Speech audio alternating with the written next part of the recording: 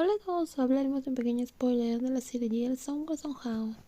Sentía lástima por mi padre que tuvo que ir tan lejos como para hacer un trato drástico con Ki, debido a lo terca e inquebrantable que era. Pero mezclar con toda esa lástima era la ira hacia todos, por dejar que las cosas se desarrollaran de esa manera. La ira por los 7 años perdidos por odios y malentendidos. La avalancha de sentimientos dentro de mí era tan inmensa que incluso las lágrimas que corrían por mi rostro no podían expresar completamente el dolor y lamentar que me haya sentido profundamente. ¿Cómo se supone que debo sentirme, padre? Estoy muy confundida. En este punto mi padre extendió su mano y me dio un abrazo.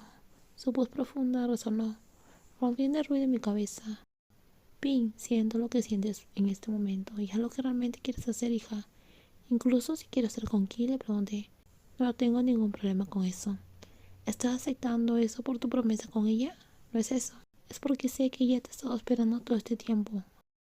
Al principio había planeado cenar con mi padre en la fiesta de bienvenida, pero la verdad es que mi padre me dejó con el corazón inquieto. Cancelé todos mis planes y las lágrimas corrieron. Y por supuesto, mi padre no podía rechazarme. Después de un viaje apresurado y frenético me encontré en el ascensor del hotel donde se hospedaba aquí, menos de una hora después de separarme de mi padre. Mostraba mis mejillas y mis ojos rojos por las lágrimas. Mi corazón latía tan fuerte, como si estuviera a punto de saltar. Por extraño que pareciera, sentía como si estuviera a punto de encontrarme con Ki por primera vez. La primera vez después de lo que sentí como una eternidad. 7 años de separación, a pesar de que acababa de estar con ella hace 2 horas. La alerta del ascensor me sacó de mis pensamientos. Respiré profundamente llenando mis pulmones de aire. Antes salí lentamente, caminé por el pasillo y me detuve en la habitación. Me quedé allí parada, mirando la puerta. Cerré los ojos con fuerza una vez más, luego los abrí lentamente. Finalmente extendí mi mano pequeña y llamé a la puerta. No importa cuánto tiempo, cuán constante, llamaba a la puerta, no había señales. Las innumerables palabras que había organizado cuidadosamente en mi cabeza hace unos momentos habían desaparecido, dejándome incapaz de recordar alguna de ellas.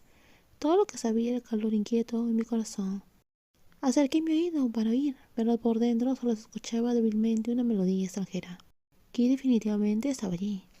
Llamé más fuerte, pero la otra persona no contestaba. Y mis sentimientos de ira y duda anteriores ahora estaban completamente superados por una preocupación frenética. Sabía que Kim nunca parecía ansiosa o propensa a la desesperación, pero con todo lo que estaba sucediendo, no podía evitar que mi mente divagara hacia esas posibilidades. La construcción de presión dentro de mi corazón fue muy fuerte. Ki, por favor, ábreme, dije. Pero todavía no había respuesta. La vida es demasiado corta para desperdiciarla entre sí, especialmente cuando todavía nos amamos. Esta vez fueron las palabras de Paul las que vinieron a mí, como si estuviera parado justo enfrente de mí diciéndolas. Tomé mi teléfono y llamé aquí, presa del pánico. Pensé que algo había pasado. Esperé hasta que cesó el timbre, pero no hubo respuesta. Llamé una y otra vez, casi 10 veces, pero el resultado era el mismo. Al final perdí la esperanza y decidí bajar para pedir al personal una tarjeta de acceso de repuesto. Justo cuando estaba a punto de dar la vuelta, la puerta se abrió y las intensas emociones que tuve en esos momentos comenzaron a desvanecerse, hasta que se hizo cálido y por último frío. Cuando miré, vi a esa persona, llevaba una bata. Cuando me vio, incapaz de mirar hacia otro lado, la mujer alta rápidamente movió su mano detrás de su espalda y me dio una sonrisa incómoda y tímida. ¿Por qué tardaste tanto en abrir la puerta aquí? Llamé tantas veces. Y antes de que pudiera terminar mi frase, tomó mi mano y la acercó.